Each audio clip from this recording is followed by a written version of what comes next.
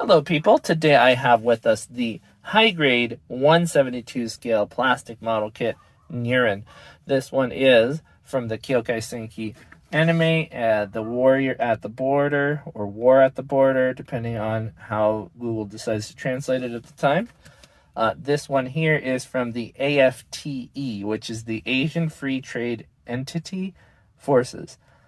It says the AFTE is an economic community consisting of various countries ranging from East Asia to Southeast Asia and parts of Central Asia. The AFTE forces, commonly known as the Asian Forces, was initially created for the purpose of maintaining security during transportation within the economic zone, but it has rapidly expanded in size due to the expansion of military organizations that grew within other economic zones. There's another write-up specifically about the Nyuren. It says the Nyuren models are the main AMIMEs, the Auto-Mobile Artificial Intelligence mount, used by the AFTE forces. Among various AMIMEs, their design are especially sleek and humanoid. Their structure allows them to move like human beings, and they can perform precise tasks using the manipulators on their arms, which resemble human hands. However, despite being a model that excels in all areas, their combat abilities are not as reliable as those AMIMEs used by other forces which are specifically created for certain types of battle. They are able to operate handheld weapons the same way as human soldiers due to their humanoid design, and they can be equipped with a wide variety of weapons, allowing multiple units, each equipped with different armaments, to be deployed at the same time. Therefore, Nyurens are AMIMEs that operate with maximum efficiency while simultaneously deployed in large groups, rather than being deployed individually. And there's some more write-ups about the weapons, but we'll get to those later. You guys may well know, this is my favorite AMIME from the anime. You might not know that because I don't think I've ever mentioned it. I do have all of the Hound units, which those are my second favorite. I really like the utilitarian and rugged look, but I think this sleek monster is a really, really, really, really fun-looking kit, and very fun in the anime as well. It's actually the first one that the main protagonist fights against. So this one is, like it said, a jack of all trades and not really a master of any. They do use it a lot. It's the only one I think I've seen fielded by the AFTE in the anime. If they have any other ones, I haven't seen them. So it's one of those things. He is a really cool, really awesome looking unit, and it does happen to match the 30-minute missions kits that I have been looking into released recently with the red color. It also has sort of an Oni aesthetic with the horns like that. It's pretty cool. Let's go ahead and go into the articulation real fast. So we're going to start at the head. The head is a very simple on a ball joint looking guy up here and another ball joint underneath. So a double. You can actually move it up and down here as well. So there's just a slight more than normal on that double ball joint system. So there's another hinge in between them. As you see there, that's where the ball joint goes in. These look like they might be hinged, but they are not. We're going to move to the arm. So let's show you guys. This one here is mounted on a pivot, so you can move that one back and forth inside the body there. The arm can move all the way over and across, so you can get it all the way straight up and down, like so.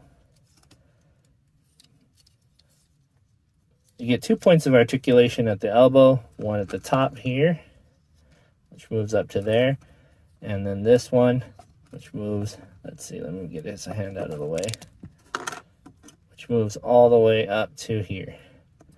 So it looks like the armor is the fail point on that. You could probably move this further. No, it doesn't look like that's going to go much further. But that little taper right there is going to be the part that stops you from bending it anymore.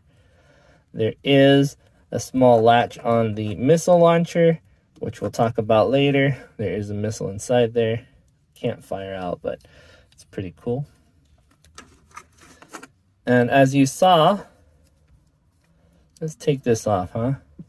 Here, we'll use another hand. Here's his hand. The ball joint goes into this one, and then this one actually moves up and down this way on a really, really well articulated joint right here. It's even more than the elbow, so you can get quite a lot out of that. It is pretty cool there. Look, he's bashful. Moving on to the torso. There's a ball joint in the bottom here. Lets you move this up and down as well because it goes through. Actually, see, there's the ball joint there. I think there's another ball joint at the top. I'm not 100%. No, that's not true. It's just a hinge that's at the top of this big bulge, the belly bulge, which allows them to rock back and forth like so. I just built this. I don't know why I didn't know that. There is a hinge inside this top section here, which allows this armor to move up and down. The flap on the butt moves. When I first put this together, I actually put it at the front, thinking that it was, you know, like a crotch guard, but it wasn't. Moving to the hips.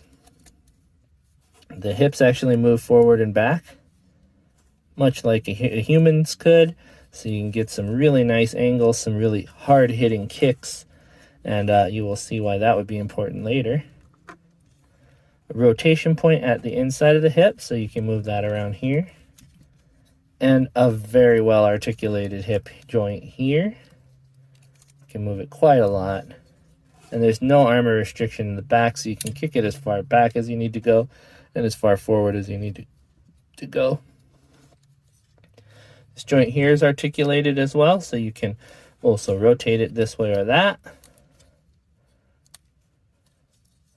And then our unusual backwards mounted knee that moves the top one all the way up to here and the bottom one all the way up to here. So you can get quite a lot out of that one. You can get a powerful knee kick, and it can actually go pretty high too. Let's see. Keep that in place. Let's see. Put it outward. There you go. That'd be pretty vicious. Moving down, we're going to have a point of articulation up at the top, similar to the wrist, but not nearly as powerful. And then a rotation here at the foot. So just that one up here and this one here, so you can rock it gently. That is probably the weak point in the articulation, but as you can tell with the way the legs work, you can get some pretty dynamic posing out of this. And it's a pretty intimidating looking unit, which is one of the reasons I like it. Now, the weapon does have a removable magazine, which is always cool. It does have a refill on that one as well, if you want to use the magazines here. You can actually store both of them there. And if you got this one, plugs into his arm and it can rotate at that point. Apparently, it's not as tight as I thought it was, but it can rotate at that point. So that helps you with your posing on the shield. Get that back in here. You can pose on either side as well. You can put it on the middle. I don't know why you would do that, but you could. Same with this side. So if you wanted it on this side, they're both. I guess that was for the universality of it. So let's go with the write-ups for these weapons. The shield is an additional piece of armor which can be equipped on the arm, and 2 additional magazines for the rifle can be attached to it. The axe is a weapon for close combat. It can be mounted on the back of the unit when not in use, like the rifle. The missile container is an additional weapon which is equipped on one arm, so I guess you don't put it on both. It houses 1 large missile which can be fired. And then the rifle, which is the main weapon used by Nyuren models. It can be mounted on the back of the model unit when it is not in use, and it has a simple and sturdy structure. Now we'll move on to a size comparison, so give me a sec, I'll pull those out. Here he is compared to the high-grade GBN Gundam, the GBN base Gundam. This one is in 144 scale versus this one, which is in 172 scale. In reality, that one would be about double the height if they were in the same scale. Here's the Miley's Kembu in also 1/72nd scale. They are contemporaries because they are in the same anime. This one would be the protagonist unit, where this one would not necessarily be, but they are similar in size. If I straighten out his legs, though, he will be a little bit taller than the Nyuren is. It's pretty funny how their legs work, actually. They are very, very well articulated, these Miley's units. Another 1/144 scale model kit. This is the Alto from the 30-minute mission series. Here he is standing next to the Frame Arms Jinrai. That's a close quarters combat specialist in 1/100 scale. It's actually closer in size than what you would see the Gundams being, and the Gundams are quite a bit bigger than the Frame Arms and these M-Arms here. Here's the Frame Arms Architect, Frame Arms Girl Architect in roughly 1/12 scale. Here's our very small Hexagear Nero. He is from the Governor line of the Hexagear series, and he is very small in 1/24 scale. Showing how absolutely massive he is in 1/100 scale. That is our Master Grade Gundam Alex. So while there isn't too much going on with this, and I did mention that there weren't any extras, forgot to mention the hands. That is something that I should have mentioned. So you got regular holding hands, and you got trigger finger holding hands. So you got left and right on those, because you can use it on either hand, and regular holding hands to use the axe or any other weapon that you might need. Here is an example of the weapon holding hand in action. Like you see, he is using that trigger. And then, like mentioned in the write-up, you can just plug this one in right here. Slides in very easily and holds in place. Of course, you're going to want to take that off if you want to display it that way. But as far as what you get, there's a couple stickers. There's one on the gun and then two on the ears there. There's also the really cool clear sticker that sits on his eye. They give you an extra one of those in case you mess it up. It is a pain in the butt to get it up in there. I will admit that. And apparently with only one of these needed, I guess you can use this for whatever you'd like. And it is pretty much exclusive to him because he uses this tab here. I think you might actually be able to put it on this here. Let's see. Sit down there, buddy. No, it's not the same size. I was really hoping that would work, because that'd be pretty cool to have that as an add-on. But even with only one of those needed, it's cool to have it with two. I did have one point of trouble here. You see how that hand is functioning there? It's not exactly the best angle. So what I had to do is I bent that down this way and plugged it in down there. And then the way he holds it is just super awkward, but it does work. It's just, look at that. Point it from the front, no problem. You kind of shine it on the side, you're like, whoa. Moving it so the butt is on the inside of the shoulder is almost a necessity. You can do it on the outside too, but it doesn't look as good in my opinion. And there I go, separating the hand. See if I can get that back in. I probably won't be able to, so we're just going to leave that one off. The fingers on these guys are really long too. I like them. They're a little intimidating. I think that adds to the ant-like aesthetic. Very spidery, I think. Very bug-like. But I personally really like this one. I think it's the sleekest unit in the anime, with the exception of Ghost. I think Ghost has the sleekest look. I don't personally own a Ghost yet, but I will soon. So be on the lookout for that one. I will have him as soon as possible, I promise. But like I said, this one is my favorite look on all of the mobile suits, the M-Imes on this anime. This one takes the cake for look. I do understand that a lot of people have that issue where his foot looks like it's backwards. It is supposed to be that way. In the anime, it shows that too. It kind of makes sense. You know, you have a well-armored up front.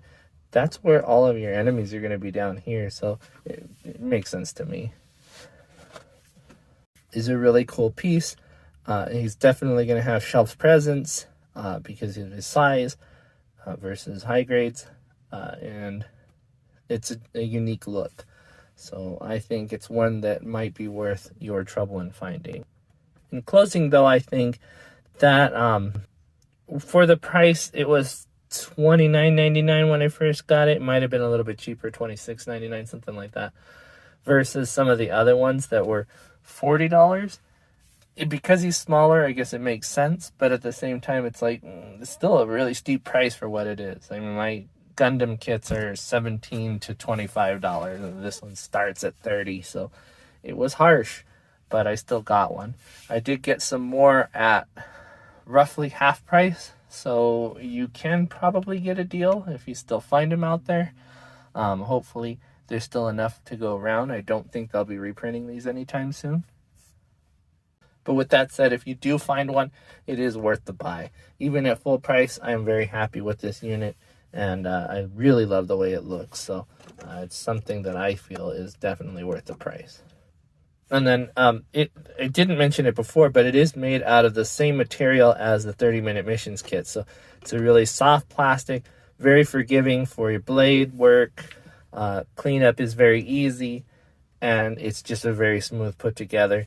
No poly caps. It's just beautiful. I really, really enjoy that about these Kyokai Senki kits. That is one thing that I should throw out there. Other than that, if you have any other questions about this unit, let me know. Me and one of my buddies are talking about this one in particular because I plan on making a custom one. And we've been chatting it up about this one a lot. We've been rewatching some of the episodes. It's been a lot of fun to study up on this guy. And whether it be a question about the unit itself, about the model kit, about what it comes with, which as you see here, the hands, the weapons, and the unit, just let me know in the comments below. If you like what you see, please leave a like. If you don't leave a dislike. No, just kidding. Go ahead and leave a dislike and try to let me know why. You know, I kind of want to know. And if you subscribe, that's great. I love you. If you're not, then I hate you. No, I'm just kidding. Let's stop doing the joking thing. I'm not really good at that. But I will see you guys next time, or you'll see me, but more than likely you'll see my stuff. Bye-bye.